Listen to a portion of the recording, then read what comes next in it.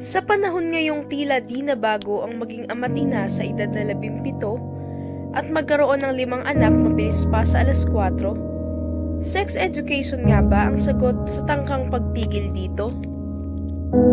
Makailang ulit lang pinagdiskusyonan, hindi lang ng iba't ibang mga organisasyon, kundi pati ng mga ordinaryong mamamayan ang sex education sa Pilipinas.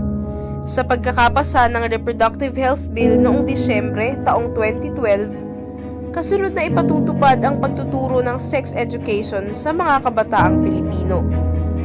Talaga nga kayang ito ang puputol sa patuloy na pagdami ng teenage parents sa Pinas? O dadagdag lamang ito sa mahabang listahan ng mga pumalpak na plano para sa mga Pilipino? Nakapanayam namin si May, di tunay na pangalan, tungkol sa kanyang karanasan sa maagang pagbubuntis. Dapat pupunta kami ng birthday. Nagiinuman muna kami bago kami pumunta ng birthday.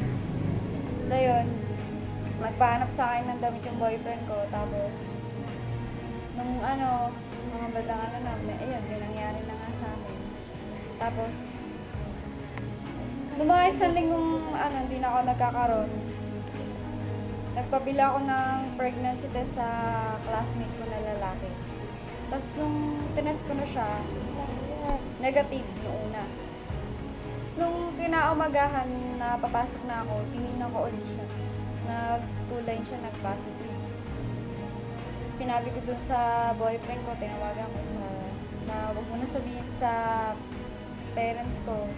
Sa kanya, okay lang kahit sabihin niya sa parents niya. Tapos, ayun.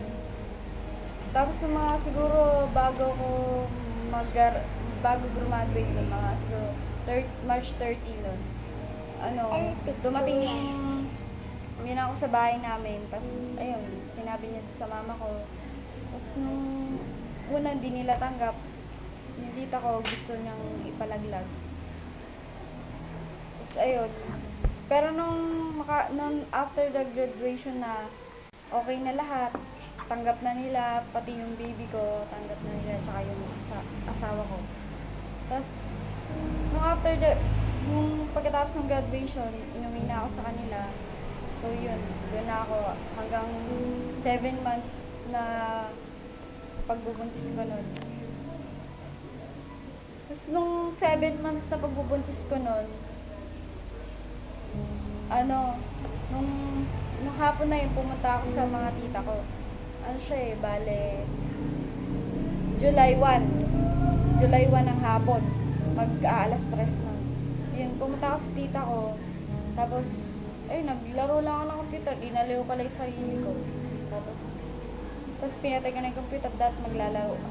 Tapos matutulog na ako. Napansin ko, pabalik-balik ako sa CR para akong dudumi.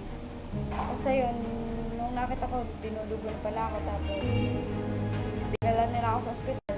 Kasi yun, nalaman na nila na patay na yung bata sa loob ng tiyan ko.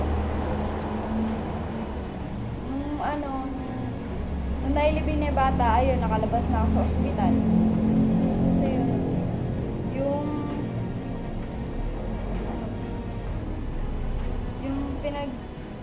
siyempre, nararamdaman ko, sobrang lungkot. Iyak ako ng iyak. Tapos, parang ayaw kong kumain. Basta parang wala akong gana sa lahat. Hindi nakaligtas ang bata sa sinapupunan ni May. Ngunit, marami pa ring ibang Pilipina ang tuluyang naging kabataang ina. Taong 2010, pumalo sa mahigit 200,000 mga Pinay, edad 15 hanggang 19 ang naging mga dalagang ina, ayon sa National Statistics Office.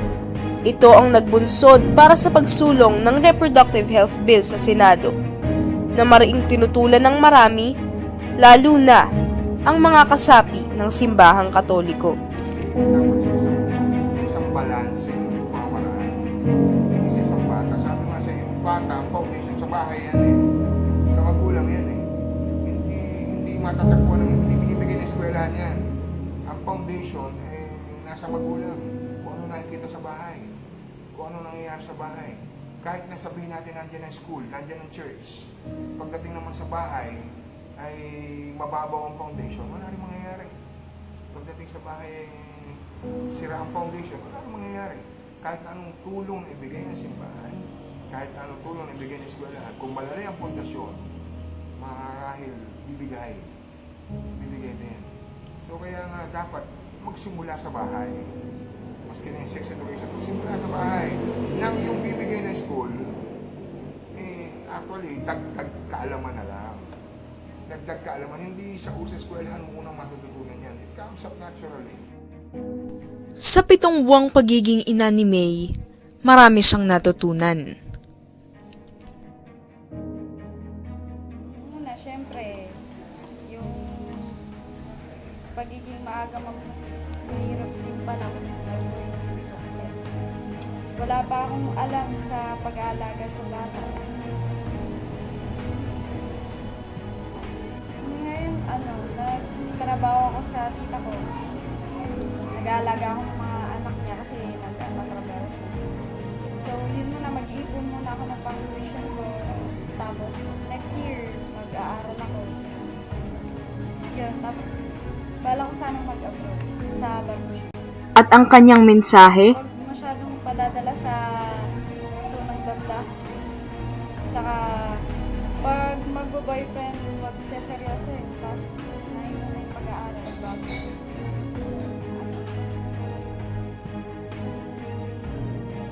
Maraming pabor, ngunit marami ring tutol sa pagsasaganap ng sex education sa Pilipinas.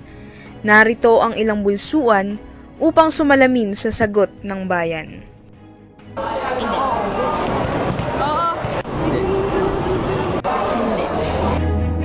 Sari-sari ang opinyon ng bawat Pilipino ukol sa usaping ito. May ibang pabor para sa pagkamulat, samantalang konserbatibo naman ang ibang tumututol dito. Ngunit ang sigurado, mas makabubuti para sa lahat kung ang disiplina ay ituturo, hindi lamang sa paaralan, kundi lalo't higit ay sa tahanan ng bawat Pilipino.